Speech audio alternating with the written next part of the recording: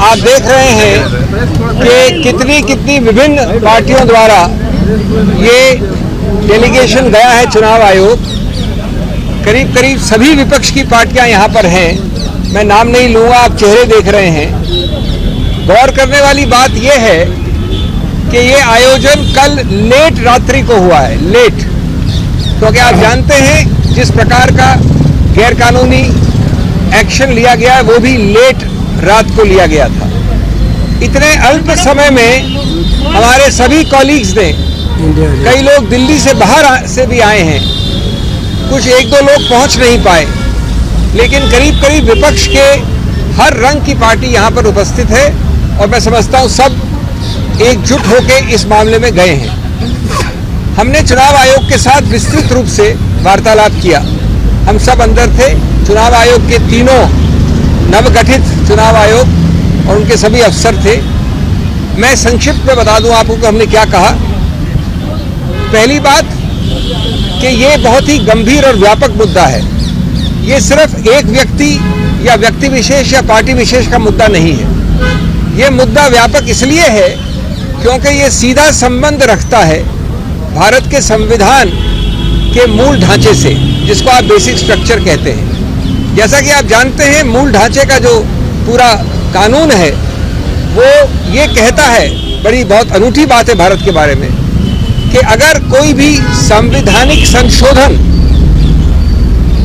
मूल ढांचे के विरुद्ध है तो संवैधानिक संशोधन भी असंवैधानिक करार किया जा सकता है। अब इसको हमने कैसे पक्ष रखा? जब आप इस प्रकार की चुनाव के लिए जो एक समतल जमीन आवश्यक है, अति आवश्यक है, अनिवार्य है, समतल जमीन, उस समतल जमीन को आप बदल देते हैं, उसको समतल नहीं रहने देते हैं दुरुपयोग करके एजेंसीज द्वारा, तो उसका सीधा दुष्प्रभाव पड़ता है स्वतंत्र निष्पक्ष चुनाव पर, फ्री एंड फेयर इलेक्शंस। उसका सीधा दुष्प्रभाव आगे पड़ता है गणतंत्र लोकतंत्र पे, डेमोक्रेसी।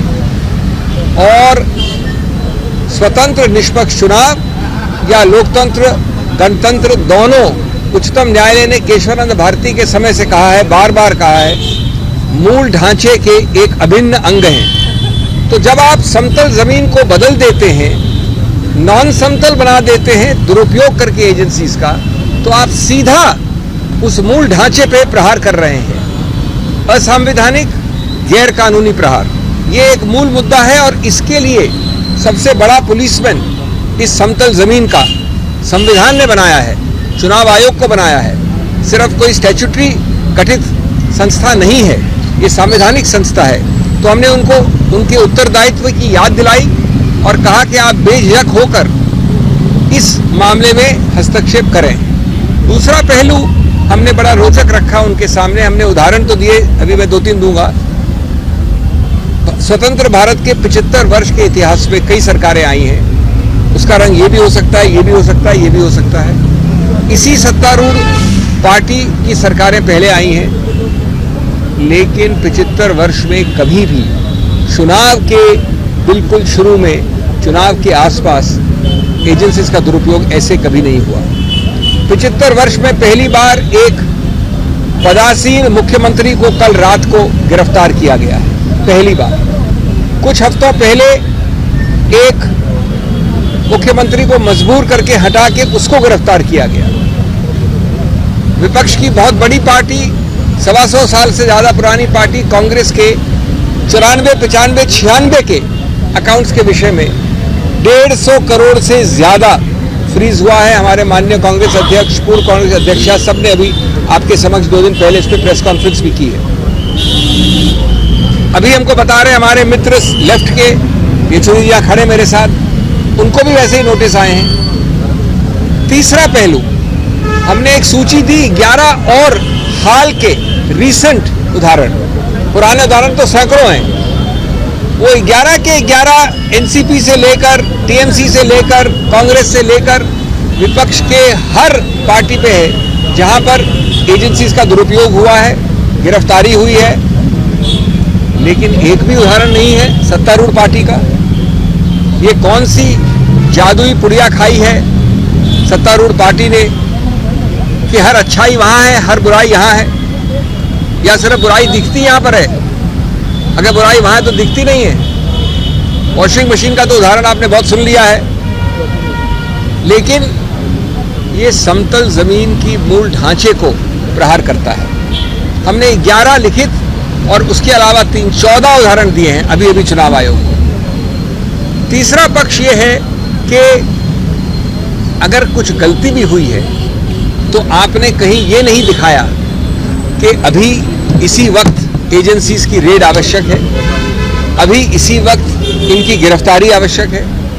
अरे भाई, अगर कोई नोटिस या कोई कार्रवाई 2023 से चल रही है तो आप 2 महीने और नहीं रुक सकते? आपको तो कार्रवाई करनी है, आप करिए। लेकिन ये क्या कि आप चुनाव के पहले वोट पड़ने से पहले ही चुनाव जीत जाना चाहते हैं? आप पहला वोट पड़ा नहीं, उसके पहले ही जीत जाना चाहते हैं आप? कानूनी तरीके से नहीं, गणतांत्रिक तरीके से नहीं। तो ये मामले जिसको कहते हैं आवश्यकता या जरूरत अरेस्ट की, वो किसने दिखाया है? मेरे पास अधिकार क्षेत्र है तो मैं अरेस्ट कर लूं।